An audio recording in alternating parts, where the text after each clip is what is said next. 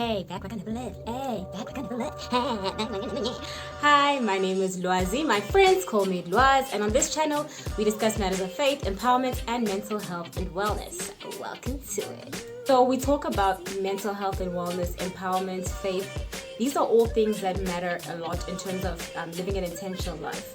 And a common question that we deal with as human beings, especially if an intentional type of person, a common question that you may be asking yourself if you haven't found this answer yet is, how do I find my purpose? How the hell? Oh my God, these dogs. Why does this question of purpose plague us so much? Why don't we just live our lives and go to work and? I think we're not built that way. I think most of us have a desire to have a meaningful life. We have a desire to have a reason to wake up that's greater than just paying bills and having a good time. And so I think it's a very relevant question, and it's one that plagues us, and many of us who desire to be intentional with the way we live our lives, it's a question that we hope to answer. In my journey to answering this question, I've discovered, 3 things that I think are really important that I want to share just to encourage people to expand their awareness in this area. One, I would say, is very easy. It's a doozy.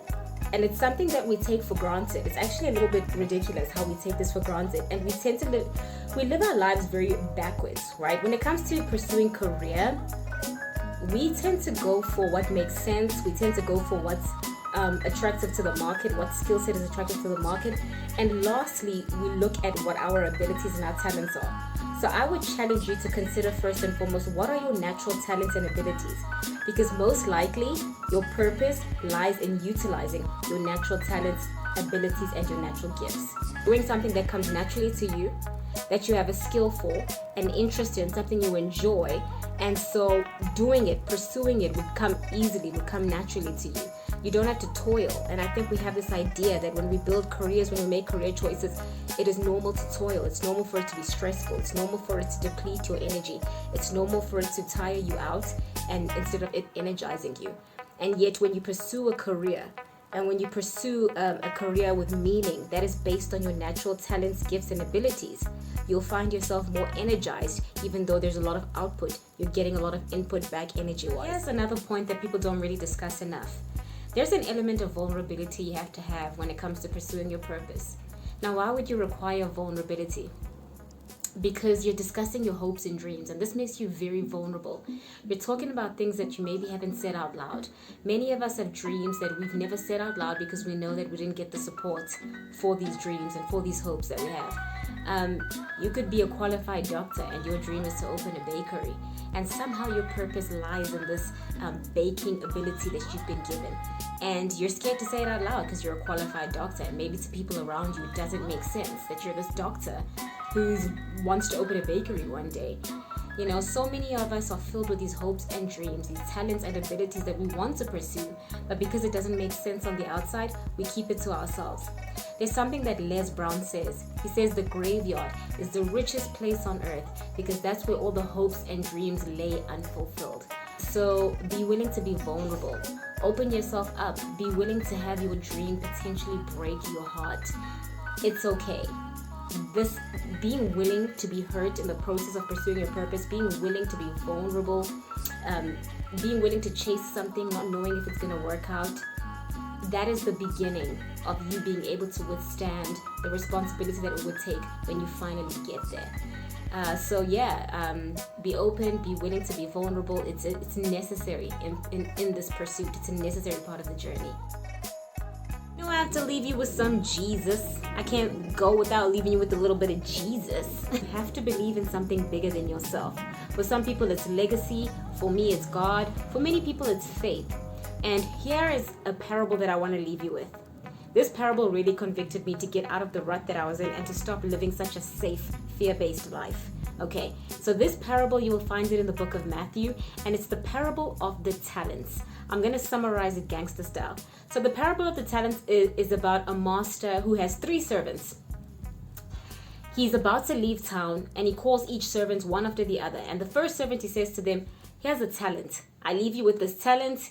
Do what you will with it. Now, at that time, a talent was a unit of currency. But for our purposes, we can think of a talent as like talents, like as we understand them, gifts. So the master gives servant number 1 his 1 talent. He's like, here's this talent, take care of it, be a steward of this talent. He calls servant number 2. I'm going out of town, servant number 2. Here are your 2 talents. I'm leaving you with these 2 talents. Be a steward of these 2 talents. Then he calls servant number 3. It's like, servant number 3, I leave you with 5 talents. Be a steward of these 5 talents. Here they go. He goes out of town. Now, servant number 1 is like a nervous Nelly. Servant number 1's like, oh my God, I only have 1 talent. I don't want to lose this 1 talent. Oh my gosh, let me go bury it so I can keep it safe. He takes this talent that he was supposed to steward and he buries it in the ground. Servant number 2 takes his 2 talents, multiplies them into 4. Servant number 3 takes his 5 talents, multiplies it into 10. The master comes back and says, all right, servant number 1, what did you do with your talents? And servant number 1 says, oh, master, I was really good. I took the 1 talent you gave me and I buried it. I kept it safe. And the master says, you did what? You wicked servant. And he banishes him. Servant number 2, what did you do with the 2 talents I gave you? Sir, I multiplied them. Now I have 4 talents. Look. Servant number 3, what did you do with the talents I gave you? You gave me 5 talents. I've multiplied them into 10 talents. And God is like, well done. Or the master, who represents God, of course, is like, well done to servant number 2 and servant number 3. Servant number 1, who buried their talent, got kicked out, got banished. And the master referred to that person as a wicked servant. Wicked. This highlights the attitude that God has towards us when we don't use our gifts. God finds it extremely disappointing. He actually finds it wicked that he would give you a talent to steward and that you don't utilize it. And so that really convicted me. And I hope that it convicts you. So go read up on that parable of the talents. I think it's a great indication of God's attitude towards the gifts that he's given us. He gave them to us to be used. And the more we use them, the more it increases our lives. The more we use our talents, the more talents we discover. So if you can sing, then you can learn an instrument. You learn an instrument, you learn how to write a song. Now you went from singing to an instrument to writing music. Now you've multiplied your 1 talent into 3. And it was one of the parables that really got the ball rolling in my mind, that I owe it to God. I owe it to who he made me to be, to quit my job and pursue something with a lot more meaning, even if it's uncertain at this point in time. I've got to give God room to bring me into the spaces that he created me to be in. And so I really hope that this encouraged you. Thank you for listening, and mwah.